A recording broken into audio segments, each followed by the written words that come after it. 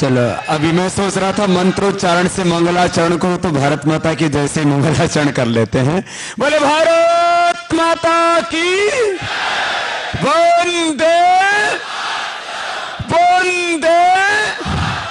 ओम नमः पार्वती पते हर हर महादेव। कल पहली बार जीवन में देव दिवाली का यह बनारस में दर्शन हुआ। आनंद वन में ऐसा आनंद होता है, ये मुझे पहले आभास न था। करीब 2 दशकों से मैं देव दिवाली के बारे में सुनता था।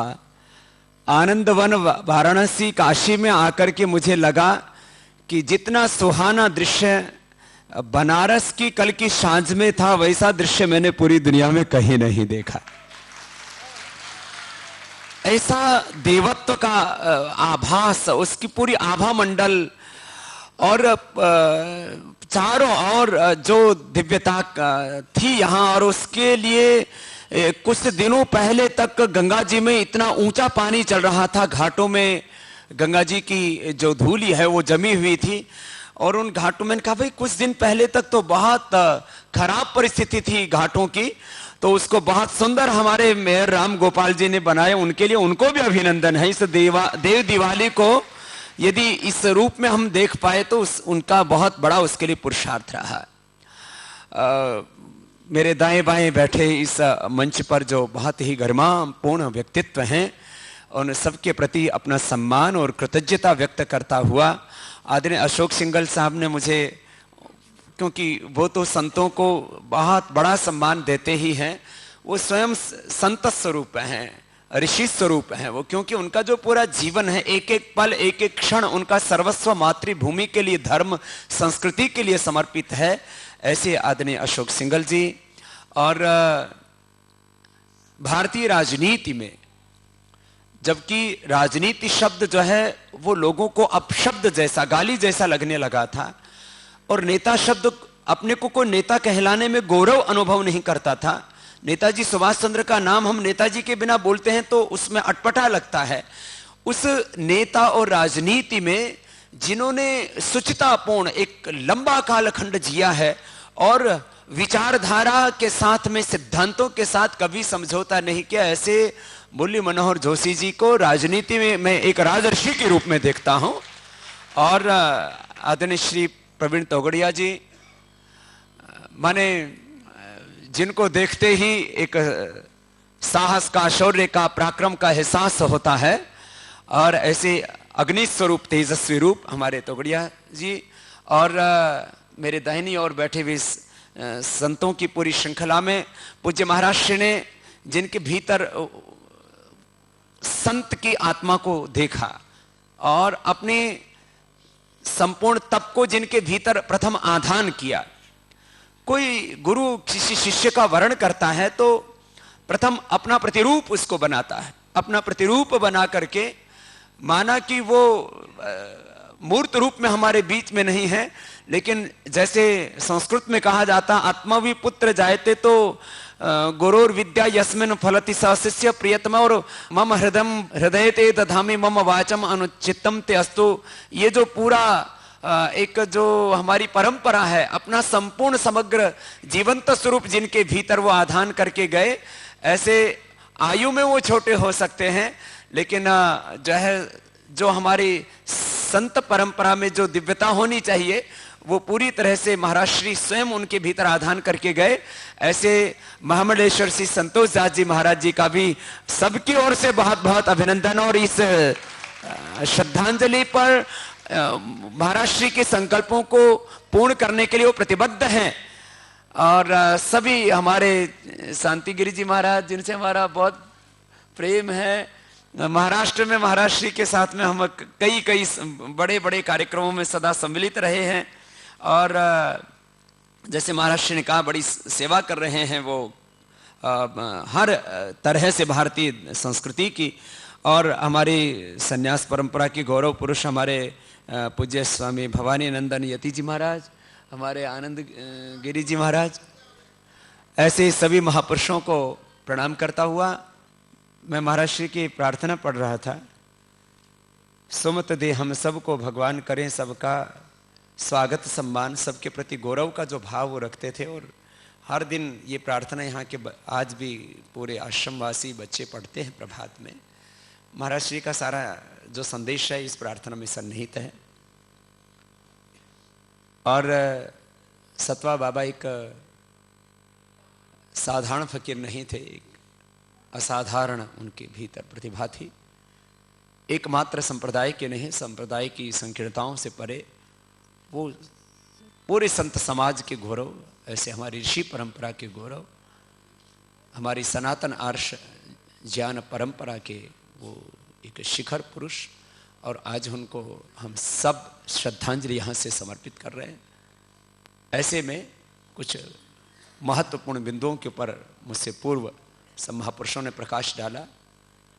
मैं पुनरावृत्ति न करता हुआ, आदरणीय प्रवीण तोगड़िया साहब ने कहा कि कुछ लोगों ने कहा कि भारतीय धर्म विकास का विरोधी है। हमारी तो धर्म की व्याख्या यहां से शुरू होती है, यह तो अभ्युदय श्रेयसा सिद्धि सा धर्म है, जिसमें भौतिकता का उत्कर्ष हो, मानी भौतिक समृद्धि की पराकाष्ठा, और दूसरी तरफ आध्यात्मिक उन्नति का भी जहां शिखर है वो हमारा धर्म है। हमने कभी दरिद्रता को धर्म माना ही नहीं।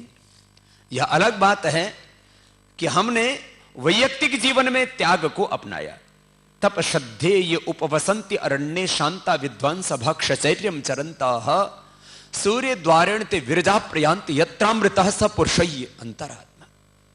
और यही परंपरा, इसकी व्याख्या पहले हो चुकी है, सतवा बाबा जी की रही है, सब हमारे ऋषिमुनियों की रही है। वैयक्तिक जीवन में त्याग और सार्वजनिक जीवन में वैभव, क्या इसके बिना मेरा गुजारा हो सकता है? ऐसी हमारी परंपरा रही है सब ऋषिमुनियों के, और उन पूर्वजों की पुण्याई से ही आज तक ये देश वैभवशाली रहा। वर्तमान में कुछ चंद लोगों ने देश की संपूर्ण संपत्ति पर एकाधिकार कायम कर लिया। कल भी मैं कह रहा था, गंगा की घाट पर 125 करोड़ लोगों का हक मात्र 125 लोगों ने मार लिया है। इसलिए 2014 की जो लड़ाई है 125 करोड़ बनाम 125 की होगी, और इसमें 125 लोग पराजित होंगे, और 125 करोड़ का हिंदू और हिंदुस्तान ये विजयी होगा। सत्य, धर्म और न्याय की विजय होगी। आदरणीय जोशी साहब ने कहा कि कुछ लोग धर्म विहीन राजनीति की बात करते हैं, और संसद भवन में, क्योंकि मैं तो वहां गया नहीं हूं, ना जाने की कभी इच्छा है और ना हम जाएंगे वहां। हमने बार बार कहा हमको एमएलए एमपी सीएम पीएम नहीं बनना, लेकिन बुरे लोगों को एमएलए एमपी सीएम पीएम नहीं बनने देना। मां वस्ते नहीं चाहता, बुरे लोगों का हम पर राज नहीं होना चाहिए, वेद का आदेश है। इंद्रम वर्धंत अर्थः कणवंत विश्वमार्यम अपघ्नंत रावण। संसद भवन में जहां लोकसभा अध्यक्ष बैठते हैं उनके पीछे लिखा हुआ है धर्म चक्र परिवर्तनाय। तो जो धर्म विहीन राजनीति की बात करते हैं, पहले तो वहां से वो लिख दे वहां के अधर्म चक्र परिवर्तनाय, फिर लोकसभा चलाएं। हमारे सुप्रीम कोर्ट की जो टैग लाइन है, माने उनकी जो आइडियोलॉजी और प्रिंसिपल है वो उसमें झलकता है। सुप्रीम कोर्ट का आप कभी भी निकालेंगे तो आज तो नेट से निकाल सकते हैं, वहां लिखा हुआ भी है सुप्रीम कोर्ट में। सुप्रीम कोर्ट का जो वैचारिक अधिष्ठान है, जिसकी टैग लाइन है, वो है यतो धर्मस् ततो जया। तो भारत के सुप्रीम कोर्ट की जो नीति है उसको बदलो, यतो अधर्मस् ततो जया, ऐसे करो। सारे सरकारी पेपरों पर लिख करके रखते हैं सत्यमेव जयते, लेकिन हो रहा असत्यमेव जयते। अब ये सारा ताना बाना ठीक करना पड़ेगा। दरअसल